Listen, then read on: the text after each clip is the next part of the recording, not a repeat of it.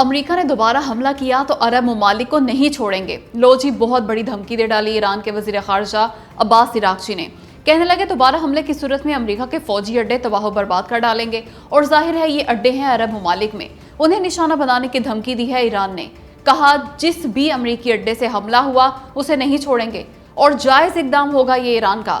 اب غور کریں ذرا اس پہ۔ بظاہر تو ایران ان ممالک میں موجود صرف امریکی اڈوں کو نشانہ بنانے کا کہہ رہا ہے، مگر وہ صرف امریکی اڈوں تک ہی محدود نہیں رہے گا، بلکہ وہ وار کرے گا ان ممالک کی تیل تنصیبات اور سویلین انفراسٹرکچر پہ بھی، بالکل اسی طرح جیسے جنگ کے دوران وہ نشانہ بناتا رہا۔ حال ہی میں کویت کے ایئرپورٹ کا مسافر ٹرمینل بھی ڈرون مار کے تباہ کر دیا تھا ایران نے۔ یوں امریکی حملوں کی صورت میں شدید ترین نقصان ہوگا یو اے ای کا، کیونکہ دوبارہ جنگ ہوئی تو یو اے ای سے ضرور کرے گا امریکہ اٹیک، اور پھر ایران آتما رول دے گا یو اے ای کی۔ ہو سکتا ہے اس کا سویلین نیوکلیئر پلانٹ ہی اڑا دے ایران۔ مگر سعودی عرب اور قطر کا کیا ہوگا؟ تو دوستو، امریکہ کو کبھی بھی اجازت نہیں دیں گے اپنی سرزمین سے ایران پہ حملے کی سعودی عرب اور قطر۔ یہ طے کر چکے یہ دونوں ممالک۔ ویسے بھی سعودی عرب اور قطر نے اپنے معاملات ٹھیک کر لیے ہیں ایران سے۔ قطر تو ایران کے منجمد کردہ اربوں ڈالرز بھی واپس کرنے کو تیار تھا، لیکن امریکہ نہیں مانا۔ اس کے باوجود قطر نے ایران کے آبنۂ ہرمز پہ عارضی ٹیکس لگانے کی حمایت کی۔ سعودی عرب کی بات کریں تو جنگ بندی میں کلیدی کردار تھا اس کا۔ پاکستان کبھی بھی جنگ بند نہ کرا سکتا اگر سعودی عرب سپورٹ نہ کرتا۔ ویسے بھی جنگ بندی کے بعد سعودی عرب اور ایران دونوں بہت قریب آ چکے، اس لیے سعودی عرب بھی محفوظ رہے گا، مگر یو اے ای پہ بہت مشکل وقت آ جائے گا۔ اس لیے ان تمام عرب اور خلیجی ممالک کو چاہیے کہ پاکستان کی ثالثی کی بھرپور حمایت کریں، تاکہ ہم معاہدہ ہو جائے ایران اور امریکہ کا، کیونکہ اسی میں سب کی بھلائی ہے۔ آخر پاکستان ثالث کیوں بنا امریکہ اور ایران کے بیچ؟ اس کا جواب دیا ہے امریکی میڈیا نے۔ کہا پاکستان واحد مسلمان ملک ہے جو ایٹمی طاقت ہے، اس لیے پاکستان قابل قبول ثالث بنا امریکہ اور ایران کے درمیان۔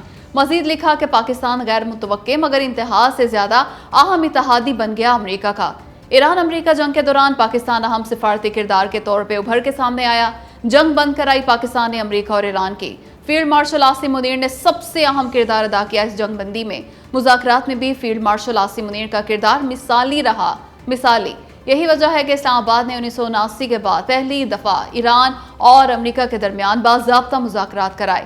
اسلام آباد میں ہی ہوئے یہ مذاکرات۔ تبھی تو امریکی صدر Donald Trump field marshal Asim Munir اور وزیر اعظم شہباز شریف کی بے تحاشا بار تعریف کر چکے۔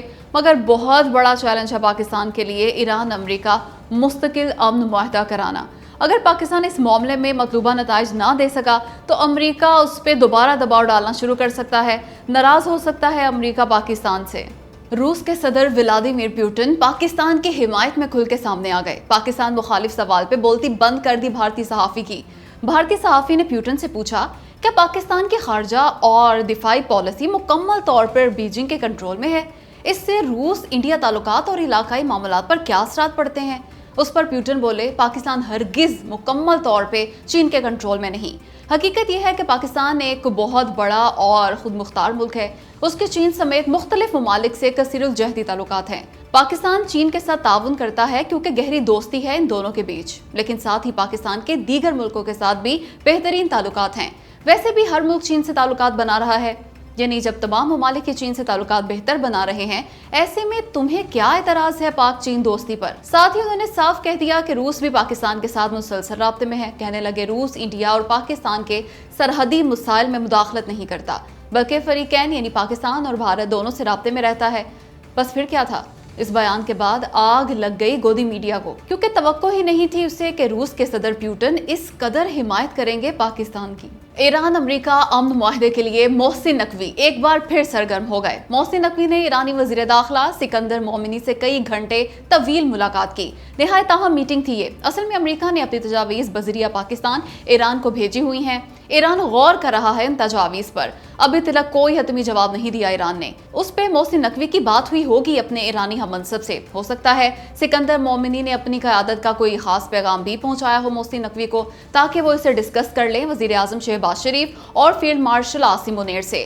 کچھ نہ کچھ ضرور اہم ڈیولپمنٹ ہوئی اس ملاقات میں، اسی لیے اسے پوری دنیا کا میڈیا خصوصی توجہ دے رہا ہے۔ ہو سکتا ہے ایک آدھ روز بعد ایران امریکی تجاویز کا جواب دے دے۔ جلدی خبر سامنے آ جائے گی، بھلے ایرانی میڈیا ہی کے ذریعے آئے۔ اس کے علاوہ اس ملاقات کا وقت اور مقام دونوں ہی بڑے اہم ہیں۔ وہ اس لیے کہ شنگھائی تعاون تنظیم کے وزرائے داخلہ کے اجلاس کے موقع پہ ہوئی یہ میٹنگ۔ یہ اجلاس کرغزستان کے شہر بشکیک میں جاری ہے۔ بہت بری طرح پھنس گئے ثاقب چدر، کیونکہ مومنہ اقبال کی درخواست پر مقدمہ درج کر لیا NCCIA نے ثاقب چدر کے خلاف۔ بھلے ہی 24 جون تک یہ بری ضمانت حاصل کر لی ثاقب چدر نے عدالت سے، لیکن اب نہیں بچ سکتے وہ اس کیس سے۔ گرفتاری پکی ہے ان کی، کیونکہ ثبوت دے دیے NCCIA کو مومنہ اقبال نے ثاقب چدر کے خلاف۔ انہوں نے اپنی قابل اعتراض اور پرائیویٹ ویڈیوز خود NCCIA کو دے دیں، ساتھ ہی ساتھ اپنا موبائل فون بھی۔ انہوں نے بتایا کہ ثاقب چدر نے انہیں یہ نازیبا ویڈیو بھیجی تھی اور دھمکی دی تھی کہ لیک کر دوں گا اسے۔ یہ سب FIR کا حصہ بنایا گیا۔ اب غور کریں اس پہ۔